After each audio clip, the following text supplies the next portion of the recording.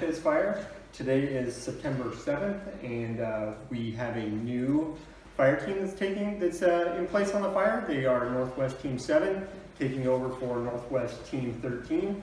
I want to just kind of open up and do some introductions. I know that I'm new. My name is Jeremy Sullins. I am the new Happy Camp Oak Knoll District Ranger. I started on Tuesday, so permanent. So I'm the guy. We're working on buying a house, and my family will be here with me pretty soon. Go around the room and introduce some key folks. Patty Grantham is the Klamath National Forest Supervisor. Chris Sexton is the Deputy Forest Supervisor for the Klamath National Forest. Johnny Clem is the Deputy District Ranger for the Happy Camp Oak Knoll District. In the back, Chris Hayes is the Deputy FMO, Fire Management Officer for the Klamath National Forest. Brian Ramsey is helping us out as the PIO. A few other folks, Eric Haskell, many of you probably know, Chief of the Happy Camp Fire Protection District, and Earl Crosby with the Karuk tribe. Did I miss anybody? I don't think so. Okay, what's gonna happen, I'm gonna turn it over to Jeannie Klein with the team. She's gonna lay out some of the plan for this evening, and then I will talk to you folks later. Okay, thank you. Hi everyone, I'm Jeannie Klein. I'm an information officer with the Northwest Team 7. And I'll go around and do some introductions of our other team members here, and then we'll go over some just kind of housekeeping and then get into the actual part of the meeting. So first of all, I'm standing in the back, Eric Nur is our incident commander. Good evening. And Jason Loomis is our incident commander trainee. Good evening. Nate Goodwine, operations section chief. Eric Johnson, fire behavior analyst. Al Mason, operations section chief. Paul Galloway is another information officer with the team, and Pat York, she will be videoing it, and she's with our team as well as the information officer. And Don Jordan, sorry you didn't have the maroon shirt, so Don Jordan, but he is also with us as our liaison officer. Okay, you all been here, but I'll just go over just a few kind of lay of the land. You all probably know where the bathrooms are. They're through that door is the men's, through this door is the women's. If we have a fire, there's that door. There's a door through the kitchen and another door back here. So, and if you have cell phones, please silence them. And we have some water in the cooler over there, so cold water in the cooler for you. So that's kind of the lay of the land. The format of the meeting, what we're going to do is we're going to start out with our incident commander trainee talking to you for a minute, and then we'll go into fire, weather, and behavior. Eric has a Google flyover, so if you when you came in and wondered why the windows were all dark, it's because we want to have it dark for the flyover. So, and then we'll do the current status of the fire, open it up to comments from our cooperators, and then open it up to questions from you all. And we will stay here after the meeting as long as you want to stay and answer questions. So we've got plenty of maps up and plenty of time to talk with you. We want to make sure you get your questions answered. So let's go ahead and start out with Jason Loomis. Okay, thank you, Jeannie. Good evening, everybody. Again, Jason Loomis, Incident Commander, trainee for Incident Management Team 7. So, provide a little bit of historical context here. As you guys all are well aware, this is day 57 for this fire. So we are all well aware that this has been a marathon effort for not only the firefighting effort and firefighting teams, but for you all as public citizens here in the Happy Camp area. So we're very well aware of the sensitivity to operations, the sensitivity to you all. So that said, we assumed command of this fire on Tuesday, 4 days ago. And so we've really worked very hard to meet the objectives that have been set forth from the Klamath National Forest as well as the Rogue-Siskiyou National Forest. We've been working very diligently to try to minimize the impacts to the community as well as provide a safe suppression effort on this incident. Be very clear here, this is still, even under our delegated authority, this is 100% fire suppression. So we're being as aggressively as possible while allowing for the best probability of success as well as providing for firefighter and public safety. We're trying to manage this the best way that we possibly can. So that said, one of our objectives, our number one objective, is always firefighter and public responder safety. Okay, second to that is communicating, and that's why we're here tonight, is to provide an open air forum for you guys to ask us questions. We can answer them to the best of our ability. If we can't, we could also rely on the local ranger district and force to provide that assistance. We are here to communicate our intent and our vision of how we're going to manage this fire for the rest of our duration here as a team. So we are very glad, very happy to be here to answer your questions, address whatever needs that you might have. And certainly, it's free game for us. So a couple of other things that we're here for you is to talk about overall big picture objectives that have been delegated to us. So again, to reiterate, I'll start north and I'll work my way around clockwise to kind of give you an update on what we're looking at from a management perspective. So again, to reiterate, our number one objective is public and firefighter safety. Okay, so that's always been the intent, and that remains even with this team. So we want to make sure that we have a good, secure line up here to the north, to the communities in Oregon and here in California. Same thing holds true for Indian Creek, is make sure that all those residents, all your private property is in a safe, secure place. As we come around to the south, there's less values of concern there because we don't have any structures, we don't have any public in that area. So we're allowing fire to continue to back into some of these more difficult, challenging areas, and both Eric and Nate will address that here in a minute. And then coming around over to the west side, we have a few areas of concern, few areas, values that we're protecting there. So again, the objectives and the priority are to protect the responders to the incident and protect you all as citizens. Okay, thank you. Okay. And another person I want to introduce, sitting in the back here, this is Lee Carney. He's here to talk with you about smoke management and air resources. So he'll be here and he has some information in this corner. He can meet with you all afterwards. So, but next we have Eric Johnson. He's going to do he has a Google product and a flyover of the fire and discussion of the fire for you. So good evening, Eric Johnson, I'm Fire Behavior Analyst Trainee.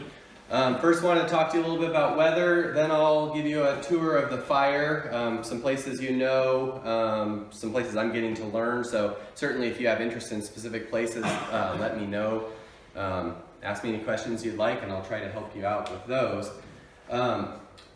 One caveat, my Google Earth, everything blew up here. So it's going to be, it'll be good, but I can certainly give you more details later on, one-on-one if I can't do it over here. So talking a little bit about the weather. So this is a planning matrix that we use. It doesn't have all the detail of a normal weather forecast, but it gives you a good overview of the weather that's expected for the next week. And so this is a great way of kind of seeing the trend in the weather and how that's going to affect fire behavior and then consequently operations and trying to put the fire out. Okay, so here we are on Friday. So for tomorrow, Saturday, it's going to be dry and warm, not nearly as hot as we've been seeing for the next about 3 days. Expecting increasing clouds to come in on Tuesday and then a cooling and moistening of the atmosphere for the next 3 days after that. After that, a slight warming and cooling trends expected. That cooling and moistening trend is not precipitation, no rain is expected, but we will see higher humidities, cooler temperatures, and that'll certainly moderate the fire behavior significantly. And I'll talk to you specifically about different areas of fire and what that will do.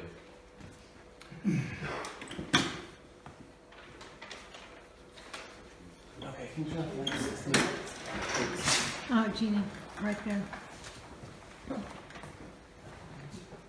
Thank you. Okay, so in the bottom of your screen here is Happy Camp. Running away from you is Indian Creek, where I'm sure a fair amount of you live. So I'm going to start here, moving towards the fire. You're likely familiar with the Baldy Mountain Lookout. That's right here in this gravel spot, kind of gravelly, bare spot in the middle of your screen. Baldy Mountain Lookout, and as you know, to the south of it is the Eclipse fire area from last year. And so you can see a fair amount of area has less trees. This photo was taken after it, and I can show you more specifically that afterwards. It's part of my Google Earth that blew up, so I'm sorry about that. Okay, so moving to the north, this east side of the fire, looking back towards Oregon. So the purple is the colors the initial fire spread in July, and then as the colors warm up, as it moves south, that is the more recent fire growth.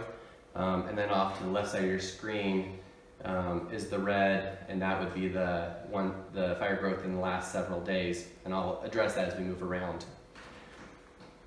So here on the north side, kind of parallel Indian Creek, this is all very cold edge. There's a few smokes in there that are in the interior of it. I flew it this afternoon. Do not expect really any fire activity out there. Today was going to be our test day. We had kind of a moderately weak cold front, and that put winds on our ridge tops, and that was a good test for us. So haven't seen any fire behavior out there today. So here we are at Takilma on the Oregon border. I'm going to flip around to the south. So as you know, this is up here is where the fire started, kind of in the center of the screen right now. Mostly ran south because predominant winds in this area, as you're aware, are from the north, and those are also tend to be the driest.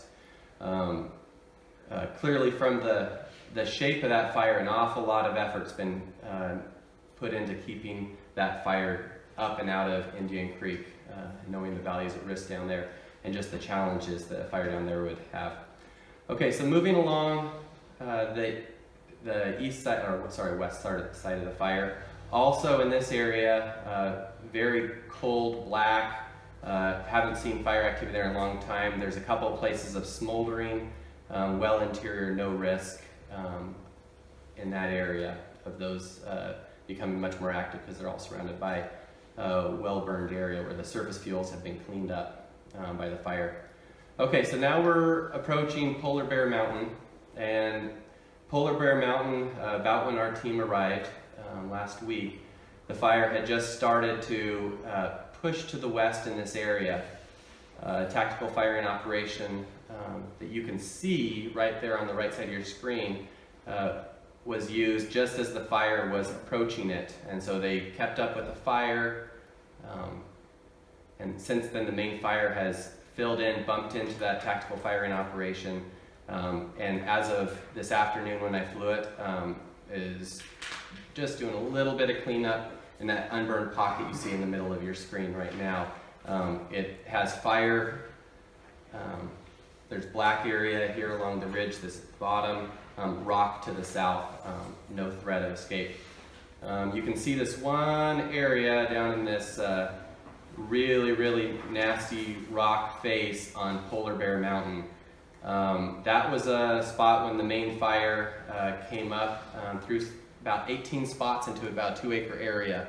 There's probably about half an acre of total fire in there, and we've been there's been a lot of bucket drops from helicopters in there, and yesterday some firefighters were able to hike into it. They had to have a helicopter guide them in, try this chute, walk up that. I think if you put your right hand there, you might be able to make it, that sort of stuff. So they made it in there last night, and they're working there still today. Helicopters can't put out that kind of fire. They knock it down. They tried. Got to have boots on the ground. That's so important. Okay, so moving around. So here we are. I'm going to back up a little bit so I can get my orientation here. Okay, So on the right side of your screen there is El Capitan, if you're familiar with that. The fire, sorry, that is not El Capitan. So the tactical firing operation I referred to continued on the bottom side of your screen, tied into the mountain there at the very center of your screen, and is holding very well. It didn't see hardly any smokes in that when I flew it this afternoon. Okay, so this is El Capitan in the center of your screen. So I'm going to kind of swing around here, try not to get airsick, please. So the fire naturally moved around this bowl where El Capitan is. It's very sparse brush, but the brush, the trees, all the logs, everything is extraordinarily dry. It can't get much drier, and I said yesterday in briefing that everything but the rocks is burning. And so it managed to scurry through a lot of this really scabby rock that's nearly vertical, brush to brush,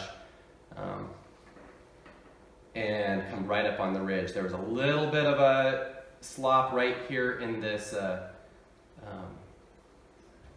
this gap right here. And by a slop, I mean that a little bit of fire came across, and then a lot of retardant was placed in there with helicopters to hold it there, and it's holding there very, very nicely. Okay, so coming on around, El Capitan is on your right. This is the Copper Creek drainage. The fire is coming up, has been working its way up Copper Creek drainage every day, about 1,000 feet per day. And working its way along, and seeing the fire behavior in the gaps to the north, it was known what it was going to do. Tactical firing operation was completed yesterday afternoon with using retardant from helicopters to hold that there. The fire is approaching that gap today. May possibly meet up. The natural fire and the tactical firing operation may meet up tomorrow. Just keeping up with the fire in that area. Okay, so the south of Copper Creek, we have the South Fork of Indian Creek, and that's Preston Peak on the top left of the screen. Fire in there has also been just slowly working its way up. It's moving about 800 feet a day. Well, 600 to 800. It has about 100 feet per hour during the peak of the burn period, which is about noon to 6 p.m. It's moving along surface spread, occasional torching trees, but for the most part, going very slowly. And as you can see, the rocks, the sparse fuels get really, are real scarce as it moves on up. The fire approaches the ridge line up here. So I'm going to turn around south. And so now we're looking down towards the eclipse burn. So you see all that bright red. That is the significant growth that occurred 2 days ago, and you probably saw the smoke column from that. That was caused by a couple of spot fires. That's embers that land out in front of the fire from a few days prior to that. The wind blew the smoke out, it got sun on it, and it became more aggressive. It's bumping into the eclipse burn right now, and it's just finding little stringers of fuel that got left by the eclipse fire. And that's on the ground surface fire, very low mortality of trees occurring in that area. And it's going to continue to be doing that for the foreseeable future. It'll slow down as the moist air comes in, but these lower fuels are a lot richer, there's a lot denser, they're better soil than you saw up in the ridge line. Up on the ridge line, that fire is really going to stall out when the humidities come up, and it really needs the much hotter, drier weather like we've had to move. And even then, it only is moving about 800 feet a day. Down here, it's going to continue to do that, about 800 feet a day, even when it gets a little bit moister. Okay, and so continuing on back towards Baldy Lookout where we started, you can see where the fire spread is hitting this ridge. That's where it's tied into the eclipse burn, and there's no fuel in there on the surface, and so it's stopped progression. And that's what we're going to expect to see in the area we just flew over down in the drainage bottom. here along the edge of the eclipse fire, there's just no activity at all. The fire is going out because there's nowhere for it to spread. And that brings us back to the Baldy lookout where we started. So I'm going to swing back around to Happy Camp here to set up Nate to talk about the operations and firefighting. And I'm just going to leave it right here for your reference. Any questions before Nate gets started? Do you have the picture of the nightly flyover that shows the hot spots? I have the infrared imagery. Well, not the imagery; it's an interpretation of it, and I can certainly go over that. The areas that are in red on this progression map, those are the areas where the heat is. So there's a little bit. There's a little bit up here in Copper Creek, just along the edge. A little bit there in South Fork Indian Creek. And then still showing a little bit up here on that other side of Polar Bear that I was talking about. The firefighters are in there trying to mop it up right now. And then a little bit in these two gaps that are in the middle of your screen where it's finding a little bit of leftover fuel that got missed. The green and the yellow areas are pretty much... Those are going out. It's so dry out there right now that everything is burning, and it's burning pretty quickly, consuming, and there's just no surface fuel left to allow for a reburn. Continuous smoldering, it's burning the first time through. Our larger fuels, so that's about an inch and more in diameter, and that really is reflective of the seasonal dryness. That's at about 7%, and I was joking the other day somewhat, but I was really pretty serious. It doesn't get any drier than that. If it sat here with no rain for another month, it would be about 7% still. But yes, I'd be happy to go over the infrared imagery with you if you'd like after this. Any other questions? Can't see very well after looking at the screen, so. Okay. Okay. Now Nate Lefevre will be talking about our operations. Thank you, Jenny. So Eric did a pretty good job of covering fire behavior. He's way smarter than I am with that stuff. What I'm going to talk about is what we're doing on the ground to manage the fire that he described for you. So I'll start kind of at the same anchor point that he did, with Happy Camp being down here. And I've tried to do this before on the Google Earth thing, and we get turned around and lost in flight. So I'm going to point to the map, and then we can reference the Google Earth as well.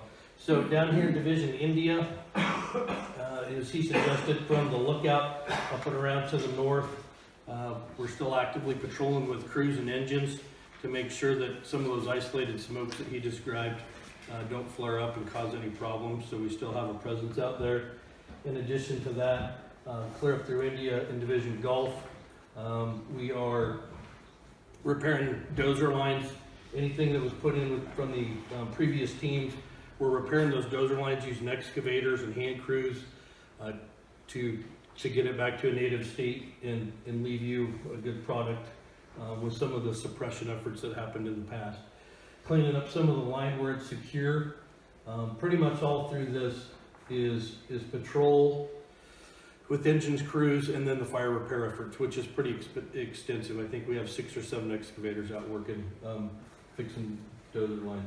So up through here, same story through Division Foxtrot, Division Alpha, Division Sierra. As Eric described, we haven't seen a lot of activity in there. If you walked in a couple hundred feet or further, you might see an isolated smoke here or there. We're still being diligent on those. And until we get a wetting rain, we're probably going to still see some smokes given the heavy fuels there. As we turn the corner up into Sierra, the tip, making sure this is nailed down. There's still a little bit of heat. You referred to the IR map. Still picking up a little bit of heat in here. That north end burnt real mosaic.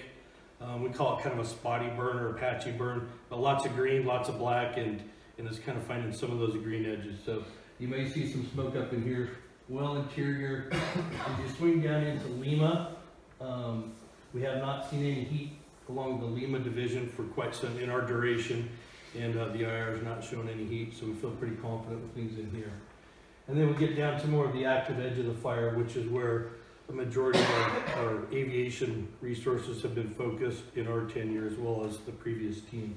So coming in from Lookout Mountain, we've got folks that are hiking in along the wilderness trail there. They're providing a lookout to provide updates for the fire, as well as keeping this north edge in check. Obviously, this is kind of a hinge point between the Rogue-Siskiyou and the Klamath forest. So this is an important piece for us to nail down and make sure that we're buttoned up as we continue to the south. If I use any terms that don't make sense, I know we use a lot of slang in fire, so I apologize. And if anything, just raise your hand and say, what the heck does that mean? As we come around towards the lieutenants, that's where we've seen active fire behavior in the past couple days. We've used helicopters with retardant to keep that in check. And most of this ridge line has been treated with retardant. The gentleman called it borax. We call it retardant. Same thing. So lots of effort there. That's about where the previous team, where they had got to. And then we picked it up from here.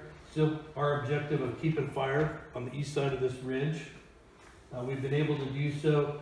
Eric mentioned a place called Cyclone Gap, for those that might be familiar with that. That area posed some challenges, just given the continuous fuels up through the ridge there. We were able to do some firing operations with our helicopter yesterday. We got that secure along the ridge. We reinforced that with the helicopters and retardant, and reports today is that that's holding.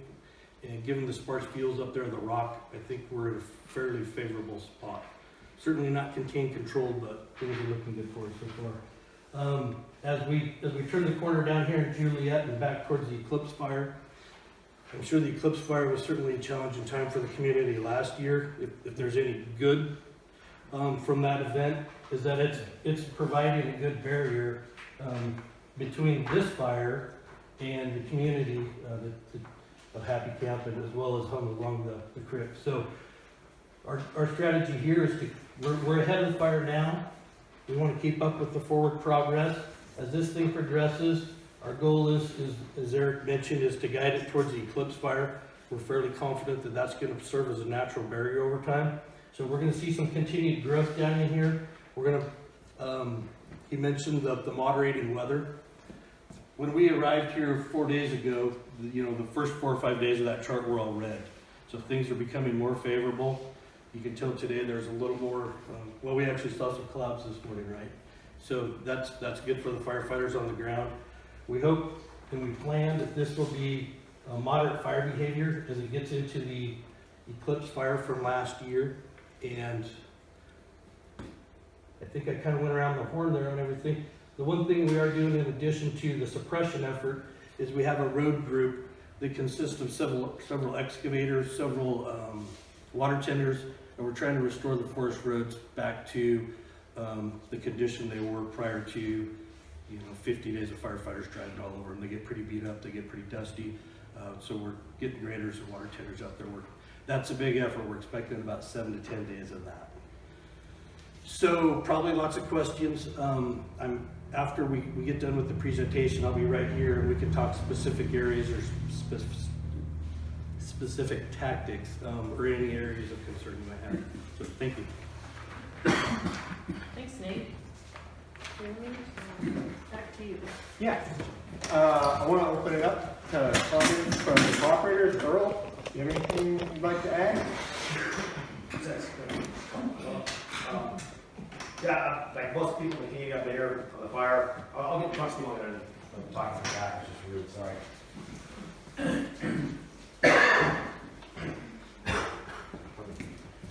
I'm Earl Crosby, I'm the designated tribal representative on the fire. Like the rest of you, I've been here and been eating this smoke since late July, once it flopped over to the Aboriginal territory of the Klamath National Forest. And through all the successive teams that came through Happy Camp, these folks are keeping up the same, level of cooperation and coordination that the other teams have. And I would like to thank Patty for having that be one of her main goals, is to ensure that communication and coordination is occurring. And I also would like to say that these folks are working hard every day. They're out there doing what they need to do to try to suppress this thing and try to get things, buttoned up as quick as they possibly can. Nobody's dragging their feet. They come in the morning, they get their briefing, and the place clears out like there's no tomorrow. And I think we owe them all a well-deserved thanks for all the effort that's gone on to what they're doing out there, and a very good safety record, and people aren't getting hurt, and things are getting done. And thank you for your time. And Chief Haskell, anything you'd like to add? Same thing Earl said, we really appreciate the communication that's still going on from the teams that started with the fire to this team. The communication is staying within the local governments also, and we really appreciate it. So thanks for all your time. All right, thank you. So now we'll just open it up to questions, and we'll answer your questions, and if we can't answer them, we will promise to get back to you with any answers. So any questions?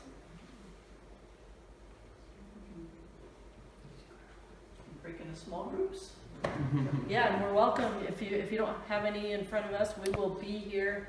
We will hang out at the maps. If you want to come up and look at the maps, talk about any part of the fire, specific part of the fire, any fire operations we're doing, any questions on any part of it too.